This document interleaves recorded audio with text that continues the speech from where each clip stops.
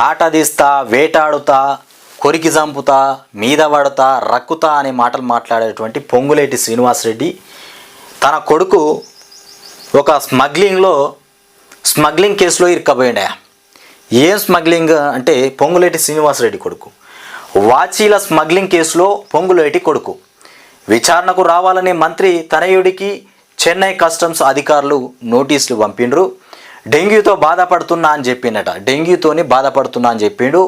27న వస్తా, తన పేరు హర్ష, కేసులో తన ప్రమేయం లేదని వివరణ. ఈ కేసులో తన ప్రమేయమే లేదని చెప్తాడు పొంగులేటి శ్రీనివాసరెడ్డి కొడుకు హర్ష. కానీ మొత్తం ఈయనే స్మగ్లింగ్ చేసినట, వాచీల స్మగ్లింగ్.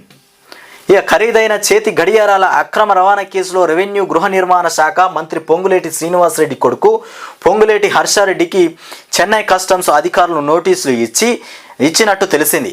అధికారులు గత నెల 28న నోటీసులు ఇచ్చినట్టు ఈ నెల 4న గురువారం విచారణకు హాజరు కావాలని అందులో సూచించినట్టు సమాచారం.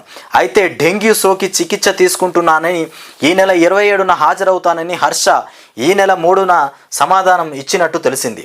ఈ నేపథ్యంలో కొన్ని జాతీయ మీడియా సంస్థలు హర్షను సంప్రదించగా ఇక వాచీల అక్రమ రవాణా కేసులో తనకు ప్రమేయం లేదని, నిరాధారమని చెప్పినట్టు ఇక సమాచారం. అనారోగ్యంతో కస్టమ్స్ విచారణకు హాజరు కాలేకపోతున్నానని కూడా ఈ నెల 27న తప్పనిసరిగా హాజరై వాదనలు వినిపిస్తానని వెల్లడించినట్టు తెలిసింది. ఇక Hong Kong to Chennai via Singapore. Chennai విమానాశ్రయంలో ఫిబ్రవరి 5న కస్టమ్స్ అధికారులు 2 లగ్జరీ వాచీలను స్వాధీనం చేసుకున్నారు. వాటిని ఇక మహమ్మద్ ఫహెర్దీన్ ఇది కథ. మహమ్మద్ ఫరీద్దీన్ 3వ పేజీలో ఉన్నది. ముఖ్యంగా ఏది మన పొంగులేటి శ్రీనివాసరెడ్డి కొడుకు వాచీలు స్మగ్లింగ్ కేసులో ఇరుక్కబోయినట. 27వ తారీఖున వస్తానని చెప్పిండు. ఆయన పేరు హర్ష. పొంగులేటి శ్రీనివాసరెడ్డి కొడుకు మంచిగానే బిగించిరా వచ్చు. కాంగ్రెస్ విధ్వంసం. ఇగో ఇది ఉన్నది. ఇగో ఖరీదైన వాచ్లను స్మగ్లింగ్ చేస్తున్నాడట. ఖరీదైనటువంటి వాచ్లను చూడరు. ఇక వాచ్ మంచిగానే ఉన్నది.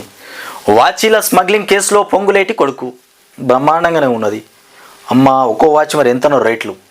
ఇక ముబిన్ అనే వ్యక్తి హాంకాంగ్ నుంచి సింగపూర్ మీదుగా భారత్లోకి తీసుకొచ్చినట్టు విజిలెన్స్ సమాచారంతో గుర్తించారు.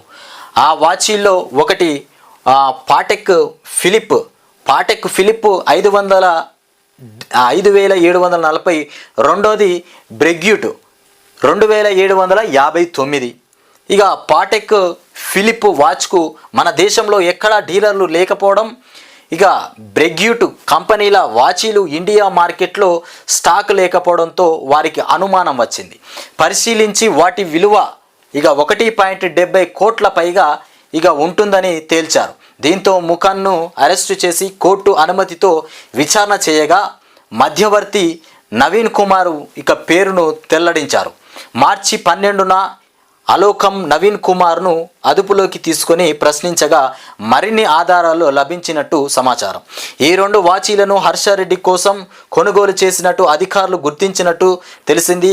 ఇక ముబిన్ను లగ్జరీ వాచ్ ఇక డీలర్గా నవీన్ కుమార్ మధ్యవర్తిగా, హర్షరెడ్డి కొనుగోలుదారుడిగా అనుమానిస్తున్నారు.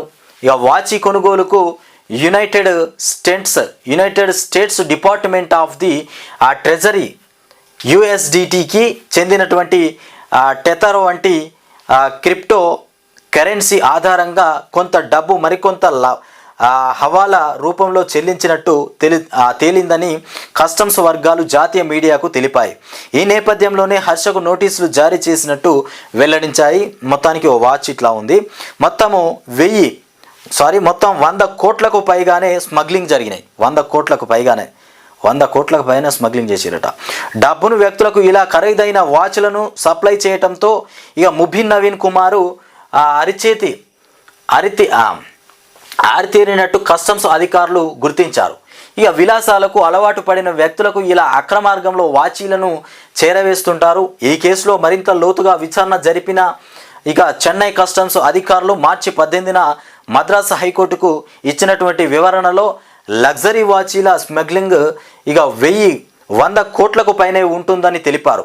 తనకు బెయిల్ ఇవ్వాలని నవీన్ కుమార్ ముందస్తుగా పిటిషన్ వేయడంతో మద్రాసు హైకోర్టులో పిటిషన్ను కొట్టివేసింది. తదుపరి విచారణ నిమిత్తం హర్ష రెడ్డిని విచారించాలని నిర్ణయించినట్టు తెలిసింది. ఇక కేసు దర్యాప్తులో తెలుగు రాష్ట్రాల నుంచి అక్రమ మార్గంలో ఖరీదైనటువంటి వాచీలను పొందిన వారి వివరాలు ఇక వెల్లడి అవుతాయని కూడా భావిస్తున్నారు. మొత్తం మీద ఈ రకంగా వాచ్ల